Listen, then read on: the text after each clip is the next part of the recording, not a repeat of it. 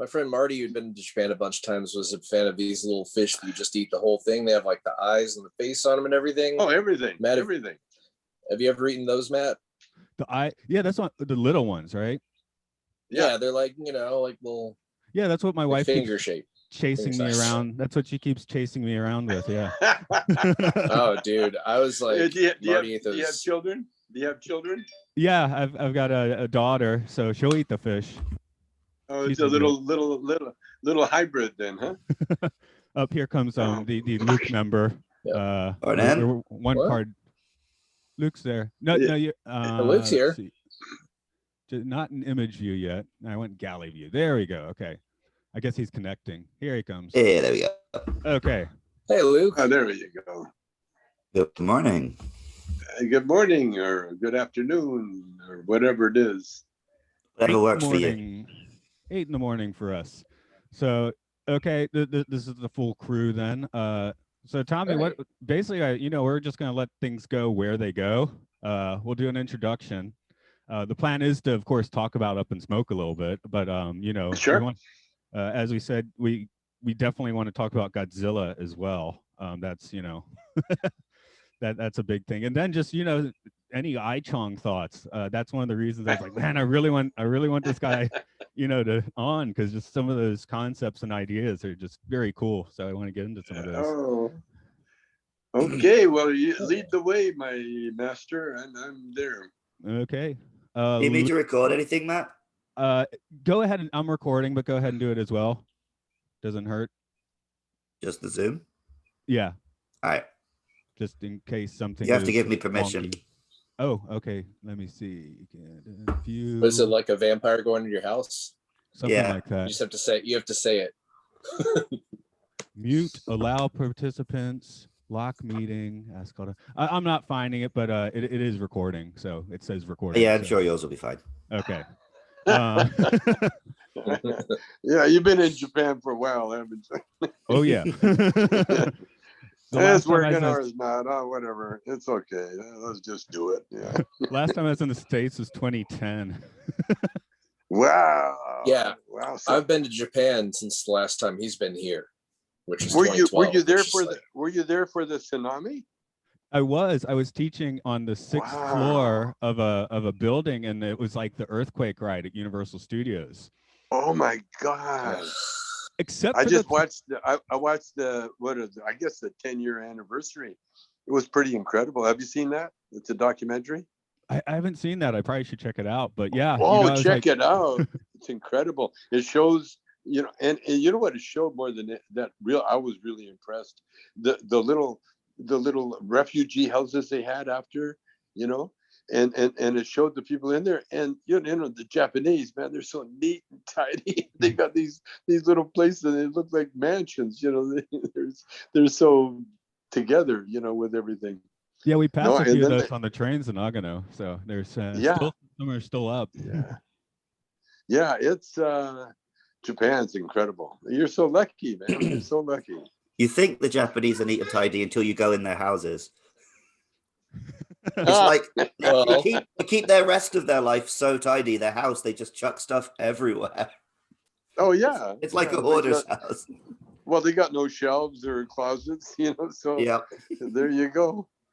Yeah, I dig it. I dig the Japanese lifestyle, everything about it. Except I get gout when I eat, the seafood. When I was in Kyoto, I got the worst case of gout that I had to go to the doctor. And they, the doctor gave me this big ass needle, man, in the foot. Woo! I'll never forget that. Oh no! But it fixed it, whatever it was, it fixed it. Yeah. Apparently they get gout over there quite a bit because of the diet. Yeah, actually, one of our colleagues did actually. And my Scott in Tokyo, he also has the gout, so I guess it is a thing here. Huh. I'm glad I don't eat the fish then. Yeah. One of my friends has had a problem with it for years, and then he just recently started dating like a pescatarian. So they just ate fish for a long. He assumed the fish was okay for it, and then doctor was like, "Actually, no. It's been the worst. It's terrible. It's the worst. Well, the thing is, it depends on where you grew up. You see, I went to a dermatologist, and she said to me, because I grew up, in the mountains, kind of in Calgary, Alberta, Canada, and my body's not equipped to handle a lot of seafood, and so she said a little bit, now and then, but for the most part, stick to the diet that you grew up with, and you'll be okay. And I've been doing that. Man, I screw up eating hot dogs. I'm screwed. yeah. Well, I like the vegetarian diet. I'm on it now, and it's kind of, I'm a vegetarian, but I eat meat once in a while. So yeah, it's moderation's best. Yeah, including moderation. I guess we should actually do a proper intro, because I'm gonna edit that later in anyway, because that's fun, right? Luke, you got your year down? In the year 1978, everything went up in smoke. Okay, that works. That works. So yes, we're doing the weird sci-fi sanctuary today. This is kind of our cheat month, where we're doing some other movies and things like that. This one does have like a fine THC resin that I guess could count as science fiction, but it's still cheating. So this is Matt. This is Luke. Welcome to the Celluloid Sanctuary. We're doing Up in Smoke today. We're kind of double guesting here. One of them is a regular in the sanctuary, and him and I in our early 20s, ran around doing our Cheech and Chong impressions. So it seemed like a good guy to bring in, and the other guy's Tommy Chong. So that's all the introduction I need to hear, I think. So I'm Mark Malek. Good. You never said Malek. I'm some guy. I used to smoke. Hello. Don't we all? Yeah, but thanks for coming in, because you don't have your name on. I mean, you got your name in the title, but you actually understand directed it as well. Well, the thing is, there was some argument about it, but every time they'd say, "Well, who wrote the script?" I wrote the script. Now the script was only 40 pages, but that's all I needed in order to tell people where to go. Because Cheech and I are improvisational actors, we didn't have any lines to read. We just, winged it as we went along. And then the rest of the cast caught on, and like Strother Martin and Stacy Keach, they're genius actors. And so improvisation to them is, the only problem with those actors is shutting them up. It wasn't a trick to get them to improv, to improv everything. Like Strother Martin wrote every line in that, you get a job by sundown or I'll ship you off to military school with that Finkelstein kid, Well, Strother wrote every bit of that dialogue. And same as Stacy Keach, when he was, all his dialogue for the most part was his dialogue. He improvised it. So, but I saw the movie. I got to tell you, for the first time in a long time, and I realized why it was such a hit. You know why it was such a hit? I'm gonna go with it's like a really, really well-made home movie almost. It's like hanging out. It's right? Funny. It's really funny. It was a musical. It was a musical when you look at it. And the genius part about it, we didn't suffer a lot of, long music bits. What we did comedy up to the one concert. And then we stayed on the concert long enough, way longer than you would normally. But because that's all we had to milk the hell out of it. And by milking the hell out of it, we appealed to the stoner audience that you can't get enough. A lot of times if you're stoned, the music stops too soon. If you're not stoned, then the music goes on too long. But the great thing about Up in Smoke, everybody was stoned. And so that Earache My Eye song went on forever. But it was so classic because then it was like the big finale at the end. Everybody gets stoned, the cops get stoned, and it shows you that marijuana brings people together, and everybody hugging and loving and everything good. And then it was the ending that I really directed, because Lou and the boys put in it was all a dream ending, and that was the worst ending possible, if you can imagine. No, I put in my note, it may not be the best musical performance of all time, but it is whenever you're watching it. Yeah, that's what I'm saying. That's what I'm saying. That's what I said. It was the way it was constructed. We never put any kind of storyline in the way. It was just, we just tried to get high, got deported, got chased by the cops, went to the police station. I mean, all those things. It was like it was a day in the life of a couple of stoners, musicians, because that's the key. It wasn't to get high, but it was to get high in order to play music. And then in the end, when I get too stoned on Quaaludes, that was another message, because I've been in bands, and the worst scenario is your drummer gets high on downers, because now you got no rhythm section, and one time I was playing a gig with my band up in BC, and we're at a gig, and that exact thing happened. The drummer got high on something, we didn't know what it was, and he fell off the stage backwards. one minute we had a drummer, next minute he was gone. And so when I wrote the movie, I wrote that part in there where the drummer was high on Quaaludes or whatever, and then when he went to play his drums, the drum set fell apart, and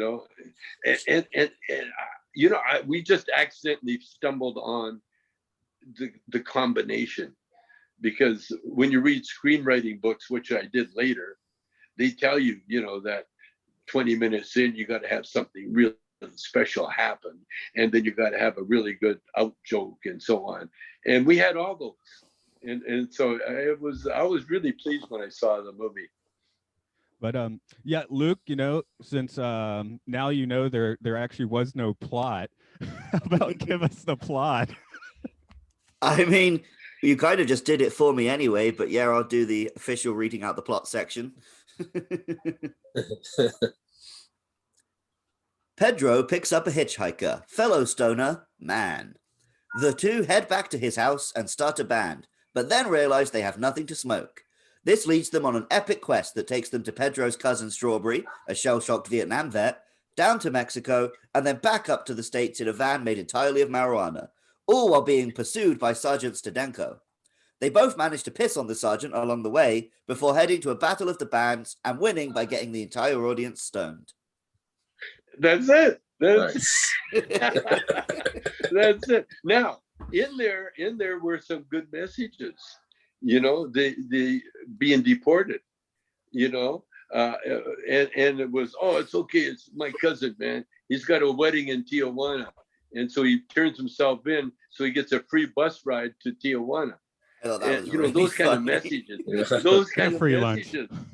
Yeah, and then we had those the wacky the coke sniffer, June Fairchild, when she's doing that, those sounds that she made, those were iconic moments that I knew she could do these weird things with her mouth, and so I put her in the movie. She was an actress for sure. She's a qualified actress, but. Yeah, there was a lot of those moments in there. Spur of the moment, by the way. Cheech peeing in the hamper. That wasn't in any script. We put it in there when we thought about it during lunch one time, and then the fuck me Alex bit, behind the Roxy, same thing. That was a true story that she told us when we were driving to the Roxy, and so when we got there, we said, hey, well, let's shoot it, and so we set up the cameras and we did that bit. So there was a lot, the freedom that Cheech and I had we could only do it one time. We couldn't do it. We couldn't repeat that. There's only a one time for a one time, and that was it. Yeah, I was thinking of other comedians that are like so identified with their, some of their main characters, like the whole Borat thing. You can only do Borat once. I mean, well, he did it twice, but Oh. Yeah. Once they know who you are, you can't really get away with it again. No, it's you're done. You're done. And that was one of the things. Cheech had a good instinct, because Cheech kind of rebelled after Up in Smoke. He kind of wanted to get away from that Chicano character, and by the time we hit the Corsican Brothers, he had been done, because it was kind of it was hard for him to do that character continually, because he was such a well-educated Chicano, and he's got all sorts of brains with the Chicano art and history and all that stuff. It was like a professor putting on a lowrider outfit, and becoming a lowrider. And if you look at the rest of our movies, he never reached that height of Chicanoism in anything after that. Well, I guess it was a trip to Nash Bridges eventually, which that was a good show, but very different character for him there. That's what I mean. He's doing Nash Bridges now. In fact, they're doing a revival, and if it sells, then he's off being a cop again. All the shows coming back, yeah. Yeah, those shows are, yeah. We usually, of course, talk a little bit about actors. We've got you here, but let's talk about a few more of those bit parts. You mentioned a few, and I know Tom Skerritt's Strawberry certainly sticks out. It is so terrifying. Yeah.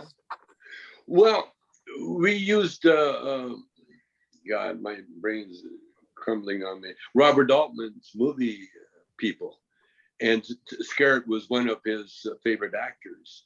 And so we used Skerritt, we used Stacy Keach, and a lot of the cops were from Robert Altman's. And Robert Altman's the king of improvisational movie making. And so, but Skerritt, I had envisioned, well, the reason we called the guy Strawberry, and when they booked Skerritt, we had to change it because Strawberry originally was called Strawberry for his red hair. There was really a Strawberry that I met in Vancouver. I guess it was the time when I changed the strip club into an improvisational club, and Strawberry was sitting on a bag of garbage. There's a garbage strike in Vancouver at the time, and it was evening, and it was a little light snowfall. And Strawberry was sitting on this big bags of garbage, and he had a long coat on. He's got long hair, and he had a little like a man's hat, and he's just sitting there. And I think he'd done a tab of acid or something, because I walked up to him and I said, "What's your name?" And he said, "Strawberry, man." and I said, "Oh, that's cool. And what do you do?" He said, "Nothing."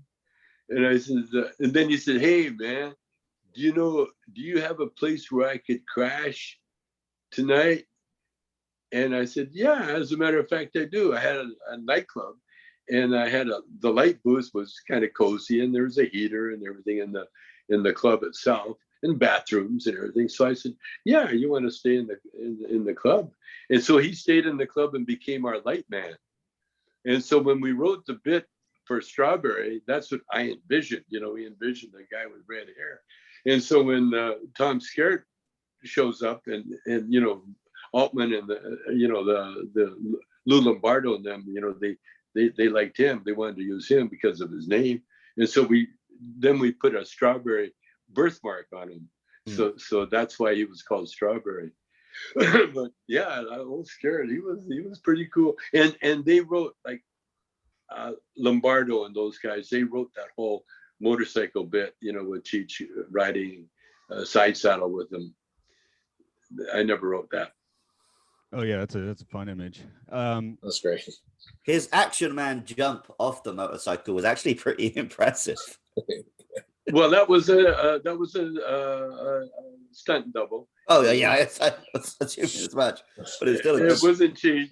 It was a good stunt. Yeah, people are asking me, how did you do all those things? And I didn't want to break their bubble, but we had stunt people for the most part. I did all my own stunts, and Cheech for the most part did his. But there were so many crazy things in that movie, like don't answer the phone even if it's me, that kind of thing.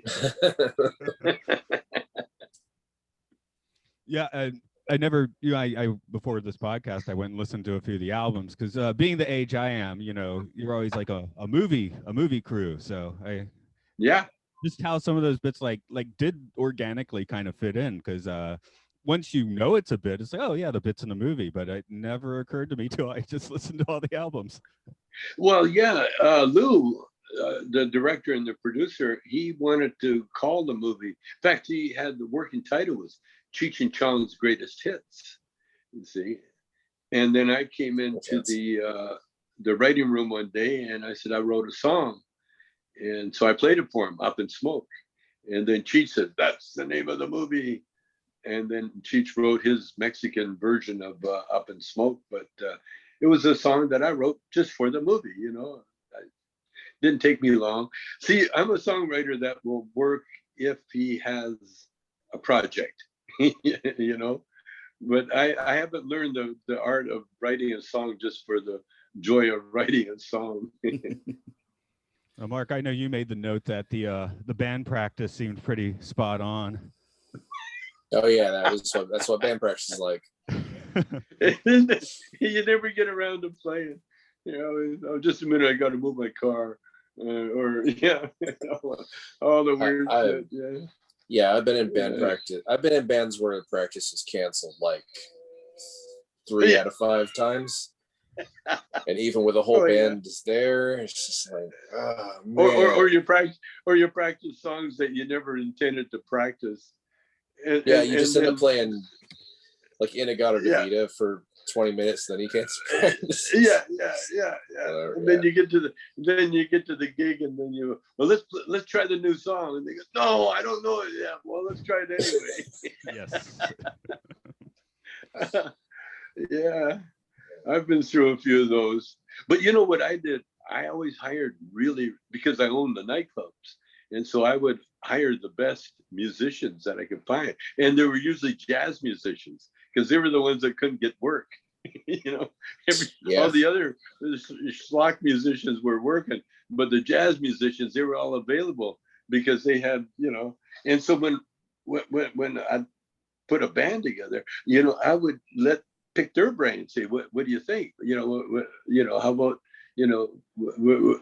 How about doing this tune or what that tune? I was very diplomatic. I was never hard nosed because I was usually the weakest musician in the group, and so that's where I got my sort of ability to work with really good people and bring out the best in them and not get in their way. You know what I'm saying?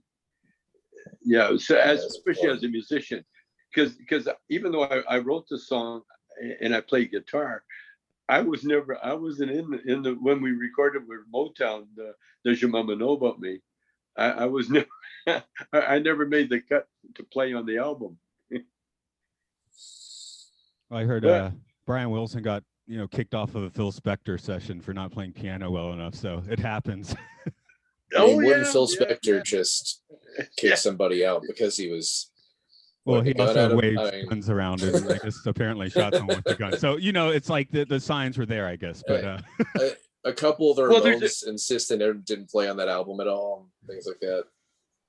Yeah, well, there are like studio musicians, and then there's performing musicians. There is a difference. And I'm so glad that I couldn't play guitar that good because, man, every genius guitar player I've ever known died of either in poverty or with drugs or some kind of weirdness. And in fact, my daughter now, her mate, her guy is one of the real fine guitar player, and he never worked all during the pandemic, and I got a son. My second oldest son, Jobran, he's got a degree in percussion from Boulder University, and I've been supporting him ever since. So that's the life of a musician, Yeah.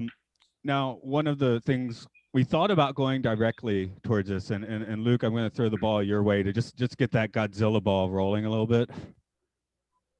Well, I mean, I live in Japan now, and like 40% of the reason for that is Godzilla. Like, yeah. You just really want your home to be destroyed.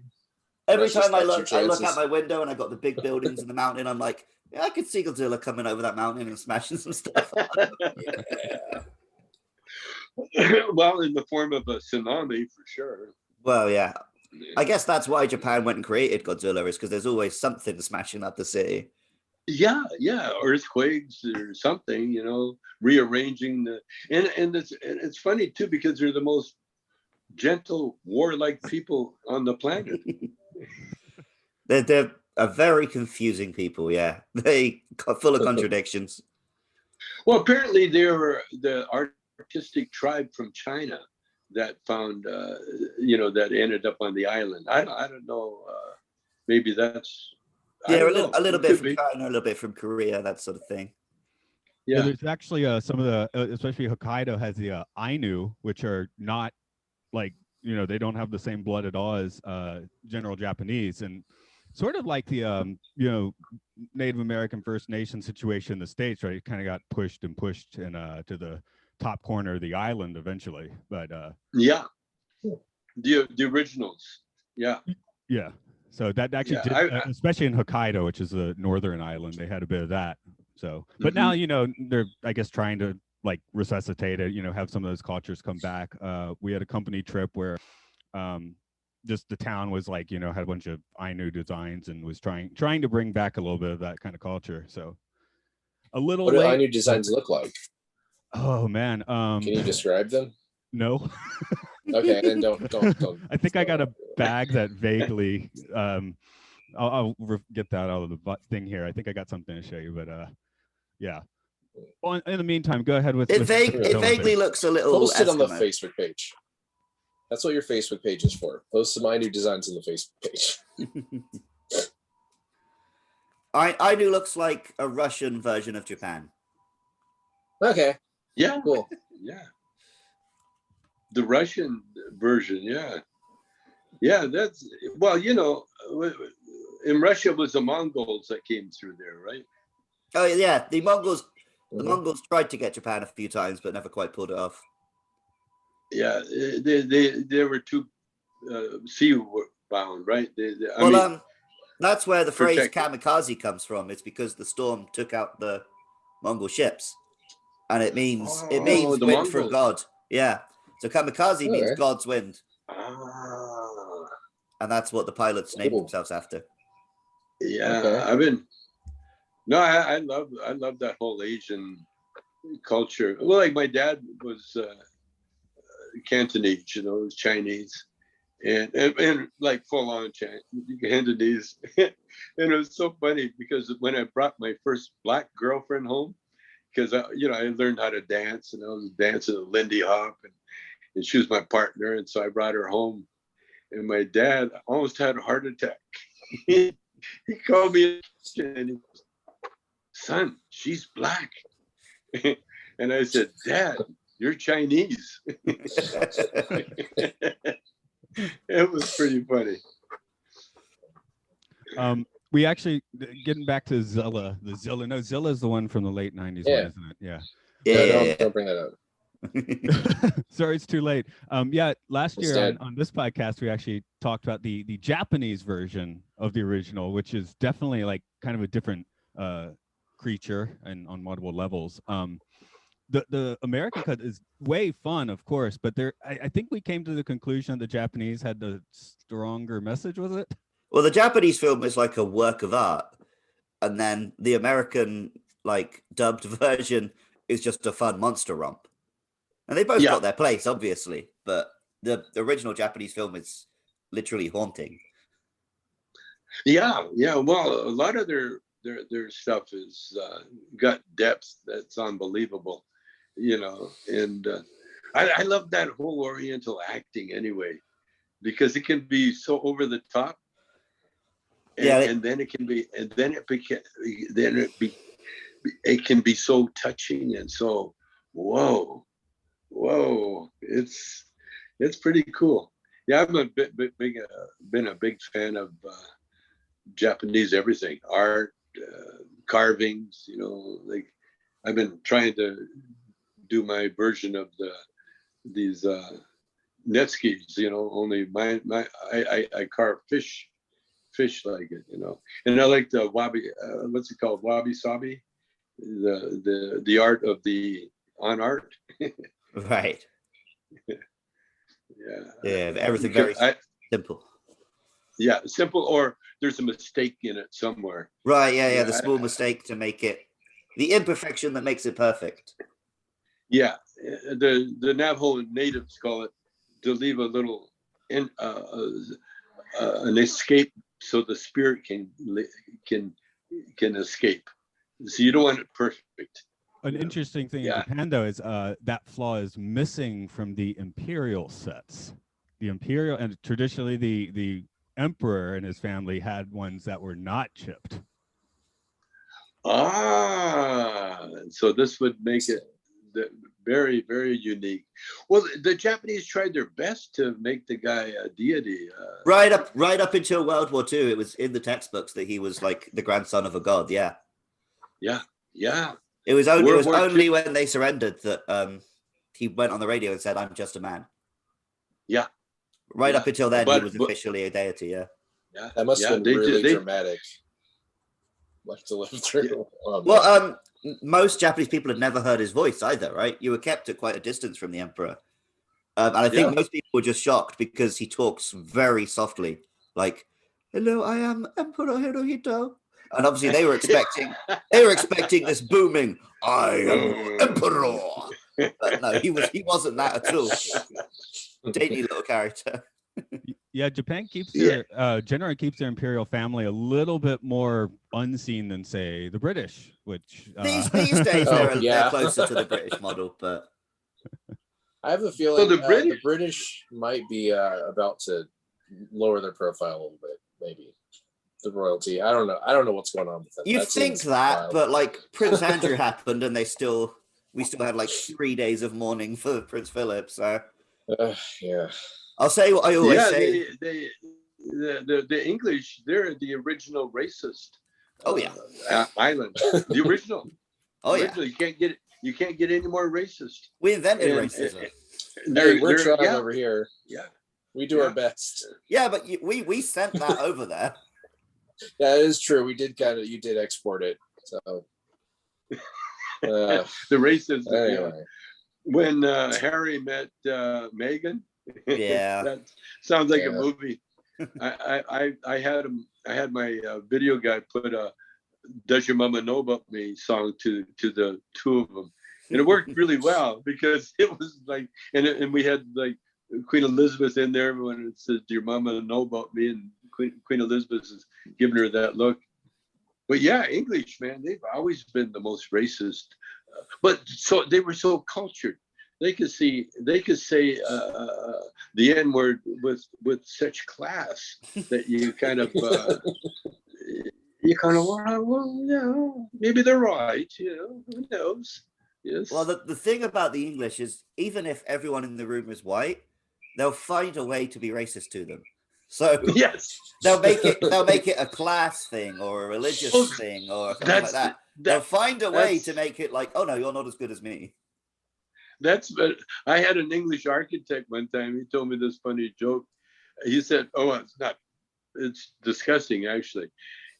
They asked him how he got along in India, his friend.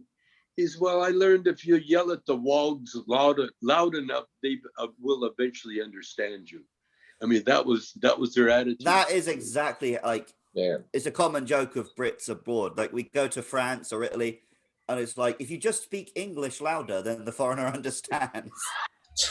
So the reputation that the English have across the rest of Europe is horrendous, because all they think of us as are like overweight drunk soccer hooligans, basically. Yes, but how about the Germans? The Germans are worse. Yeah, the Germans, because the Germans bring their lunch and they never go into the cafes when they come into. They're rude and cheap. Yeah, they're rude and cheap. Yeah. We lived in Paris for a while, and I used to go to this one gym, and one of the old guys there asked me how long I'd been in Paris, and when I told him, he said, "That's disgusting. You should be able to speak French now." And so I learned one phrase in French: "Je ne parle pas français."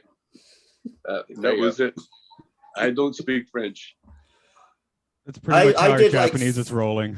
I did 3 years of French in high school, and I've forgotten everything except my name is Luke, and I don't have a monkey called Bob. Me too, except I don't know those things.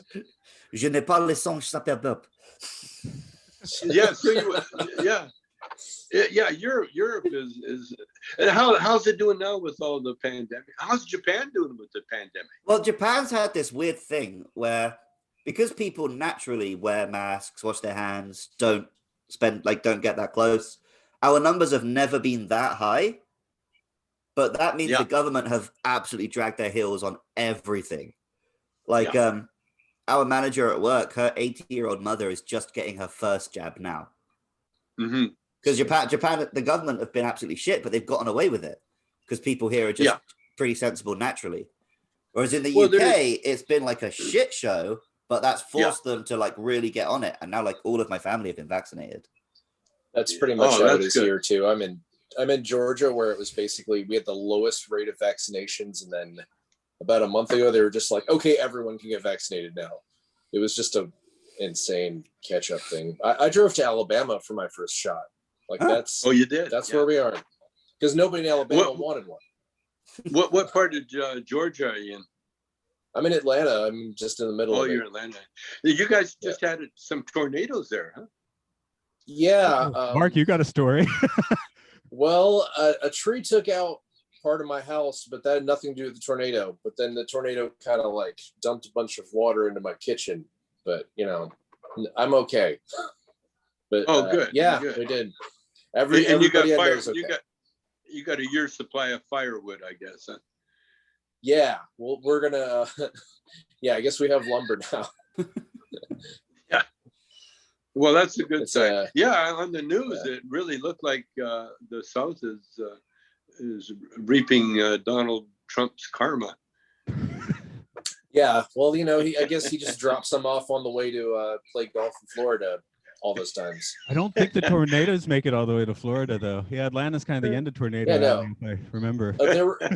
He came here a lot because it's on the way. So there were a bunch of times he would come here on a Friday and just like mess up traffic completely, and then just get on his plane and leave. Yeah. So that happened like 20 times. That's a Donald. That's a Donald. Yeah. Yeah, man. But like people here we have some of the worst traffic. I mean, and people are mad when presidents do that. They're like, don't mess up, don't make it worse. Yeah. I bet. Yeah. I got asked one time about doing Mount Rushmore of stoners. And I told him, I said, I don't want to do Mount Rushmore. I want to do Stone Mountain in Atlanta. Oh, dude. That's right. Please do it. Loves telling me about Stone Mountain. That's the solution. Yeah, I want to put Willie Nelson, My Face, Cheech, and Snoop Dogg on Stone Mountain. Wouldn't that be cool? Get that rolling, Mark. Proposals about that. I'm ready. I'm here for it. I will sign the petition. I'm here for it. Let's do it. Let's do it. And let's do it right beside the Confederate one. They got some. Who they got? Some Confederate generals. Robert E. Lee and some other guys. Yeah. Put us right next to them. Yeah. No. I was going to say sandblast the face and replace them. You put on the Take 'em underside, out. and then we'll get rid of Take the 'em right first out, one. People Yeah, would be there's like, a lot of there's serious talk about how to get rid of that right now. Like that is a serious discussion. that's And a serious you guys solution. seen that? You seen how big that thing is? It's Matt showed me really it's big. insane. It took him huge. 100 years. It took him 100 years to carve that. And it would To only, carve it would it in only there. take 10 minutes to just bazooka it down. So Yeah, I mean, they could like sell that to somebody. Like they sold the Trump Tower demolition thing. They sold somebody Yeah. like they were like highest donor gets to blow it up. Amazing. You know, it'd be even better is to gay up everything. You know, make the horse. Yeah, put little frills and gay everything up. Well, it's like I was just saying the be other nice. day what my idea was just to put a big like scaffold under it and charge admission like $25. Go there, spray whatever you want on it, but it's like it's spray that washes off, so you don't like it doesn't stay Love permanent. it. But you know, Yeah, that's a good one. No, Georgia's incredible. I Cheech and I used to work there all the time. You know, we had a lot of good times in Georgia. People are great, man. The food is incredible. The airport, the food in the airport in Atlanta, Georgia, used to be world class soul food. It was the best. like Pascal's, whenever we were right? driving, yeah. Oh, Yeah, all Pascal's is soul awesome. food. Oh God, it was good. I miss that Southern cooking. No, pre used to- 9/11, Mark and I would hang out the airport for some reason. I think for the Well, it's a train. huge airport, man. We would push each other on wheelchairs to the moving sidewalks, and you could do the thing where you're on the moving sidewalks, just like walking, but it looked like you're standing still. You know, walking backwards. You remember that time I ran up the down escalator? Oh yeah. Did you guys? Did you guys used to do the announcements? Oh man, I wish. Yeah, remember those announcements? Yeah, that was awesome. Mr. Dick goes in ya. Mr. Dick goes in ya. Page and Mr. Dick goes in ya. That was one of the Cheech used to do. Oh, he had a bunch of them, man. We'd be bored and we'd get on the thing and ask for all sorts of weird people. If we'd have found a microphone, yeah, we would have done that. I did it a few times in a furniture store. Yeah. Like 10, 15 years ago, I was working in a supermarket, so I could use that thing whenever I wanted. Right. And I remember one day, David Cameron, the Prime Minister, was in town. And we were like, oh shit, is he going to come in our store? So I had my phone lined up with the Imperial March from Star Wars. And I was getting ready. If he came into our supermarket, I was going to start playing. Bam, bam, bam, bam, bam, bam, bam, bam. Yeah. But he never came in. Because I 100% would have been fired, but it would have been worth it. What do you think of the new guy, the Trumpy Boris? looking guy? Yeah. I hate him almost more than I hate anyone else on earth. I honestly hate him for you, even though he doesn't directly affect my country. I mean, he's done such a good job of creating this persona that he's this harmless clown, but actually he's like really awful. Yeah, I was paying a weird amount of attention to the whole Brexit thing when it was like brewing, and that guy really sucks. Yeah, well, he doesn't actually care about Brexit. He saw it as his path to power. Yeah, but that's like part of it. It was like a crass. It was a harmful thing, but it was also like a crass career move at the same time. But the most recent thing, something got leaked from a meeting about like their like herd immunity plans, and the line that he said was "Let the bodies pile high." Yeah. Oh God. Yeah. He couldn't even have said "Let the bodies hit the floor." No, but that's what all the memes have had him saying. Oh, okay, okay. Well, at least somebody's. Yeah, well, that's your answer for the pandemic, you know. Yeah. Yeah, that's definitely what Trump. Well, we can't pause capitalism. That would be crazy, you know. We've got to just sacrifice more men to the Moloch. And I love the way they say we got to get back to normal. You'll never get back to normal. There's no way anybody's going to go back to doing the way, doing things the way they did before, you know. Well, I hope enough people have seen what the system's like now to actually care and affect some change. But I'm worried that as soon as people can just go back to the pub, go back to the movie theater, have their little crumpets, they'll forget all about it again. I mean, the conversation has changed enough, at least for the whatever 100 or so people that I talk to regularly, that, I mean, you can't unchange the conversation, at least, for whatever that's worth. People listen a lot better when I start reading off my communist manifestos now. So yeah, it's like Up in Smoke changed the conversation about weed too. It was like a same kind of thing where it wasn't Reefer Madness anymore. Yeah, no, Up in Smoke changed everybody's life. But I was going to say that I was with all these Trumpy billionaires last night, actually. Oh, damn. And wow. Yeah, we had it was a birthday party for one of the big investors in my pot company, and so of course I was there with Sugar Ray Leonard, the boxer, and we're with these billionaires, man, and oh God, it was like I can't describe it, you know, because here the some of the richest men in America voting for Trump. It boggled the mind. It really did. I looked at him, and because the guy was investing in my company, you know, I couldn't, or I wouldn't go off on him. I wouldn't anyway, you know. Save your breath, you know, because whoever wants to, you know, you got reasons, but you know they're planning on doing, moving from California because of the taxes. Oh boy. Well, you know, they can't afford to pay him, you know. You can think about it, man. I asked one guy, I said, if they taxed you 90% of your wealth, your 10%, you couldn't spend it in a lifetime, no matter what you did. Yeah. And it's true. But it's a weird, you know, I kind of studied them because why are they like that? Why do they like Trump? And it really is, as far as I can see, it's just pure racism.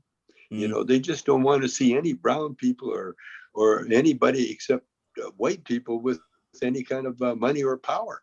That's the way I see it. I always want to think if I ever, I don't know, somehow got that rich, I'd be different.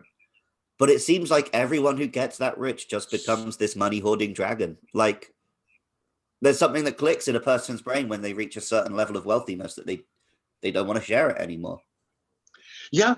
But they get fearful, you know, and they stiff everybody, you know, family, everybody, you know, they just, it's a weird phenomenon. Yeah, well, yeah, the weirdest thing, generous people are always the least wealthy.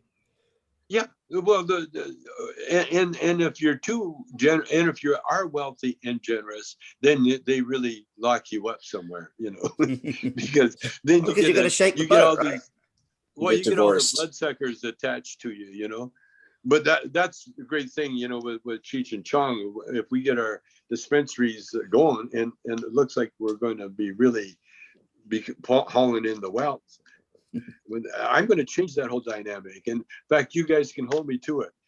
You know, in a few years from now, I'll come back on your show, and we'll see if I really lived up to the promise. Because, you know, I got great ideas how we could help the world, because we got to help the world, you know, because it's where we live, you know. Yeah. Like Timothy Leary used to tell me all about, you know, his mantra was getting on a spaceship, finding another planet, you know. And I argued with him. I said, Tim, we're on a spaceship right now. It's called Earth. You know, we're traveling through space right now at the speed of 1,035 miles an hour. You can't, and we travel in comfort, you know. We can, that's true. We don't have to wear space suits and be crammed up in some little cockpit, you know. We can walk around and enjoy the beauties of this planet, you know. By the way, my favorite thing now is watching travel logs, you know, all the different countries. And wow, Laos, you know, next to Vietnam. Yeah. They have the most beautiful women there, and beautiful customs. Their jobs mainly is what do you call it? With clothing, you know, bright colored clothing. making the clothing and wearing it, looking good. Yeah, Laos is crazy good, man. You got to check it out. All right, yeah, Vietnam is really high on my list because I love those mountains, so I want to go visit there. Yeah, maybe I'll drop in Laos on the way. Yeah, and they got elephants in the jungle, and they're shy.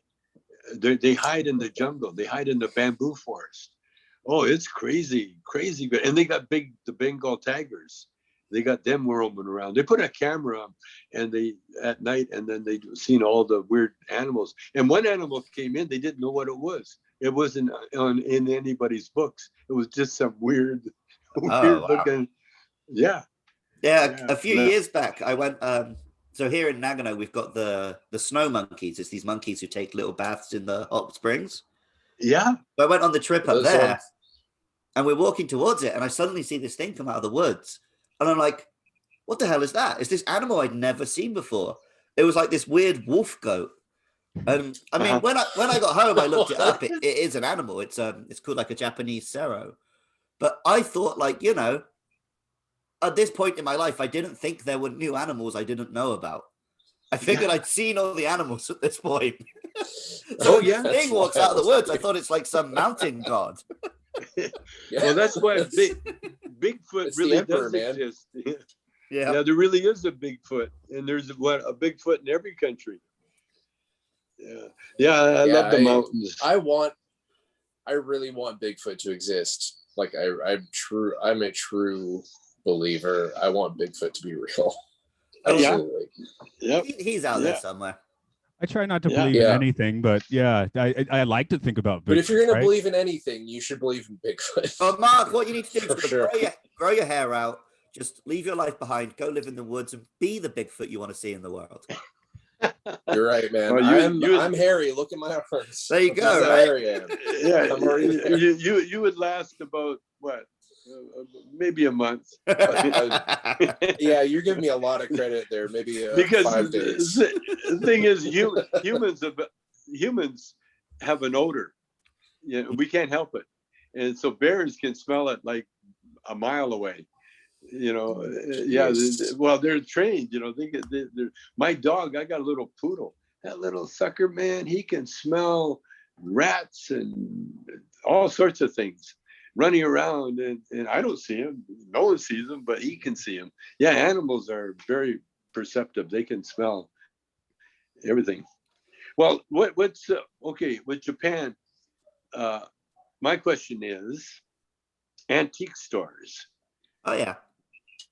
Yeah. You can find lots of like cheap stuff because Japanese, they don't like used stuff. Can you get stuff that's older than the entirety of America there? Like in an antique store? No, because America bombed it all. Oh, damn it. No. Every now and then you can find something insanely old that's not that pricey, yeah. But no, because a lot of things in Japan, things in Japan are not actually made to last that long. So even if you go to like a temple or a castle that says like, oh, it's 1,200 years old, it actually gets rebuilt like every 60 years. Yeah. That's a pretty good philosophy. The country shakes like crazy, right? So you can't build things out of brick that's going to last forever. Oh, right. I watched, where was it? Where the Muslims, it was in Africa, where they re-mud. Right, the temple. Did you see that? Where it's a festival and everybody is just covered with mud, and you carry buckets of mud up to the roof, and then girls carry buckets of water, and it's one big mud bath. And I imagine all those Japanese. Well, the Japanese woodwork is insane. They built these incredible structures, and there's not a single nail in it. It all just slides together these amazing ways. Yeah, amazing, and they do it with hand tools. Yeah. Yeah. My wife's family house is pretty old. It's like kind of cool because there's like a 4 tatami room space. So that's the old part of the house. Like it didn't have a toilet or anything, right? So this is the one I spent the night at. Yep. In the countryside, right? Yeah. Well, yeah, and don't forget the cool hedges.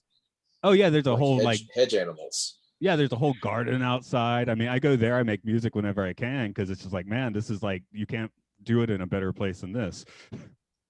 Now, can you grow marijuana there? Oh man, no, they are really strict on any kind of drugs here.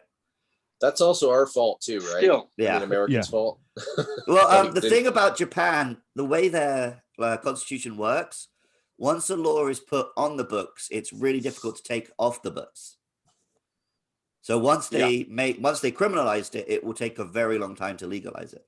So Japan doesn't have like a moral issue of any kind. They couldn't care less about that, but just the fact that it's illegal is an issue. They really follow the rules here. Especially on that northern island. There's like alpine, like wild stuff growing. I've heard if you go to the northern islands, you can find it, but yeah, it's not something. So yeah, you speak to a Japanese person, they're like, you say, oh, do you want to smoke some weed? They're like, yeah, sure, I'll go to Canada and smoke some weed. So they're not opposed to doing it, but they will never do it in Japan. In Japan, yeah, but yet they have those little pipes that are perfect for hash or opium, or those little smoking pipes. Yeah, and apparently shrooms used to be really common before the World Cup. Yeah, well, I went. Yeah, when I went to Japan, but I forget what year it was. But anyway, it was after I got out of prison, so I think it was around 07. Somewhere, probably 07. Anyway, they tell you don't lie. So I told them about my drug bust. My pipe bongs. And the guy, he looked at my Rolex watch and he looked at my gorgeous wife, her expensive clothes, and so he told me, he says, "Okay, when they ask you, you lie." You lie. No drugs. You lie if they ask you. But go on in. Thank you. Yeah, they let us in because the tourist money and they it wasn't it wasn't like Paul McCartney. It was just a bong bust. But anyway, I didn't have to lie. They never hassled me after that, Right. We're coming close to hour, but you just mentioned the prison stint, which I've always thought if I ever got in prison, I'd probably like try and meditate my way as much into it, which it sounds like that's kind of what you did. You used it as a spiritual retreat or such. That's what I did. That's exactly what I did. I joined the Indian Sweat Lodge Society. Every major penitentiary in America is they're told to have a sweat lodge for the natives to practice their religion. And so the one I was in, we had a sweat lodge and we had Indian grounds, and it was a camp. So it wasn't, walls or wire. And so we lived in the desert, but the camp, the Indian grounds was backed against the prison. And so when you looked out, all you saw was desert. No fences, no nothing, just desert. And the desert was magical. It was so good. And the Indian grounds, the animals kind of felt the vibe, and so everything, there was every kind of animal, badgers, there was snakes, there was all kinds of critters in the Indian grounds, and not living, but just hanging out, and there's wild rabbits and also it was a very special place. And then we did the sweat lodge every Saturday, and we took all day, heating the rocks and then bringing them in, doing the whole thing. And the only one time the prison decided to show that it really is a prison, and they made us all get out of the sweat lodge and stand there and be identified as who we are, It was symbolic. But in the end, the gardener was Japanese, the head gardener, Mr. Ono. And so Mr. Ono and I got along really well because I had another friend that ran the garden. He was a golf caddy named Eric Larson. And so Eric Larson arranged for me to take, the first time I went to the garden, they kicked me out because I missed a count. I was supposed to be by my bunk at 2:00 and I missed it. And so I was barred from the garden, but Mr. Ono taught a course in in gardening. And so I signed up for the course. And so then as soon as I had a reason, then I hung out there all the time. But one time, Mr. Ono, I had a little area where I could do carvings and do my art. And one time, Mr. Ono brought a big front loader of clay that he had found in the desert, pure clay, beautiful. And so I spent the rest of my time making bongs, clay bongs. and then I had to fire them up, and by that time I was really quite well known in the prison. I was a celeb there, and so I even met the warden of the big prison. Like, he was the main warden of there was a big real prison next door to the camp. The camp was back behind it, and the camp held about 400 people, and the big prison held a couple of thousand, and they were hardcore, and with the walls and everything else. And so the warden, we used to come into the camp and gas up his car and get his car washed and everything. And so I had heard through the grapevine of people that work there, because prisoners run prisons, you can find out about everything. And so I asked them, they told me about a kiln that would bake my bongs, and it was stuck in a warehouse. So I asked the warden, I met the warden, I asked him if he could release the kiln, and he said he could, but he never did. And so me and another guy built a kiln on the Indian grounds. And because the weekend, there was hardly any guards there, we fired it up on the weekend. And we had a big railroad tie burning, trying to get it hot enough. We never did get it hot enough, but it was fun trying. And we were talking just now about the difference between like moral and legal. And it's crazy to think that you went to prison for drug charges and now you're meeting billionaires to open like your weed shops. Isn't that something? What's that, like 10, 15 years apart? We have a lot of people being released from prison right now. Yeah, we got to get them out. Yeah, we're working on that now. Well, a lot of American prisons are privately owned. Well, yeah, it's the new slave force, right? They're not under any restrictions. They're not saving any money if they let you out early. Like the government, if the government's paying for everything, they don't want people in there. It costs money.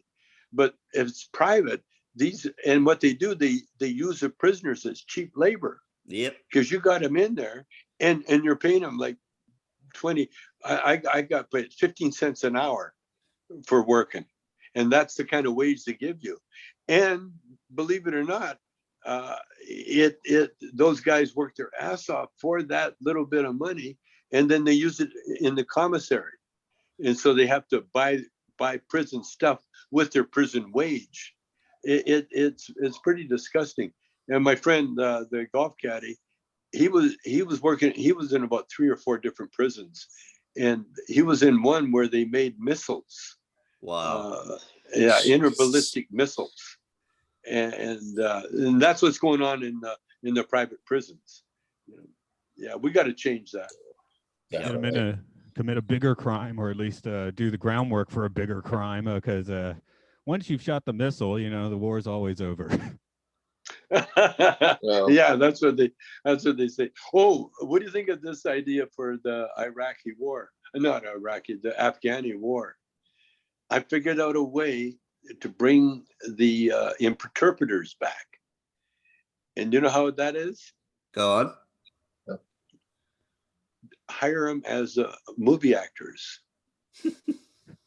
Do a movie about their interpreters, and hire each and every one of them and their families as actors in the project, and make the project go for at least a couple of years, which isn't hard to do. And then all the interpreters will have to join the guilds, the actor guilds and everything else. They have to be paid. They have to be housed and clothed and taken care of. And so if the project goes for 5 years or so, by that time they'll be able to assimilate and either remain actors or do whatever, they're trained to do. And isn't that a great idea? Better than sending in the army.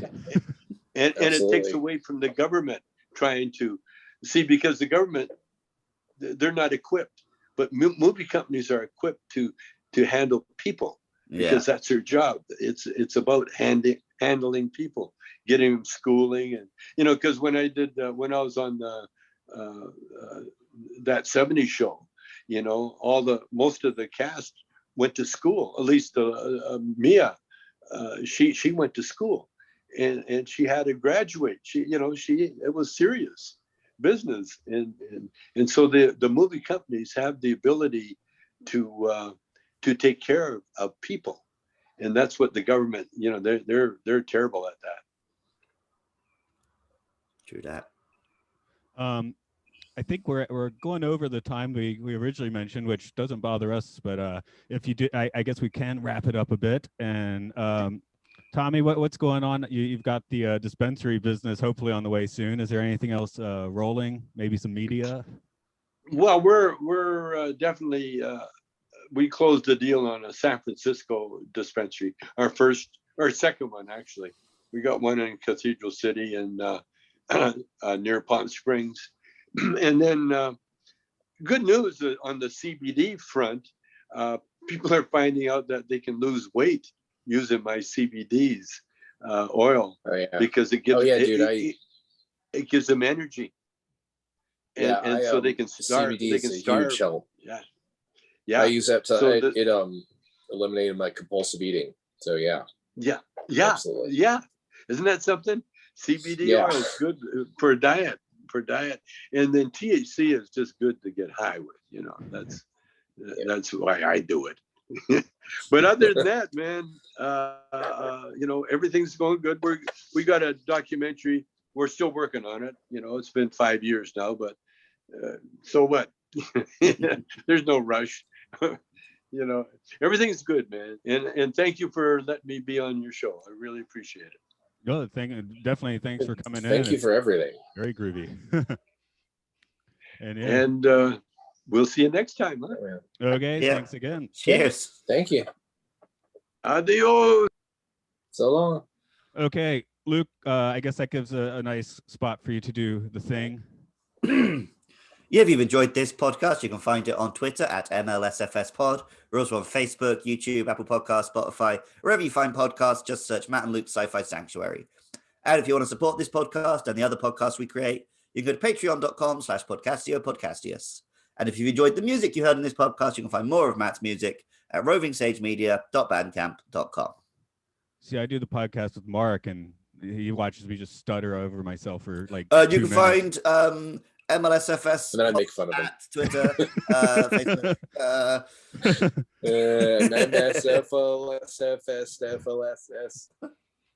Speaking of which, Mark, you've got puppets, you got music. What's cooking? Hi, my name is Mark, and my studio was destroyed by a tree. You can just find me on a podcast or two on this here network. Okay. I would like to give my plugs to them. This is what you do now. Podcastius. Podcastio Podcastius. Podcastio Podcastius. Please support all the Podcastio Podcastius podcasts. Okay, sounds good. Oh man, who does the outros now? Mark, you can do it out. Mark does the outro. All right, man. We'll get in your van made of weed and light it on fire and drive out of this sanctuary.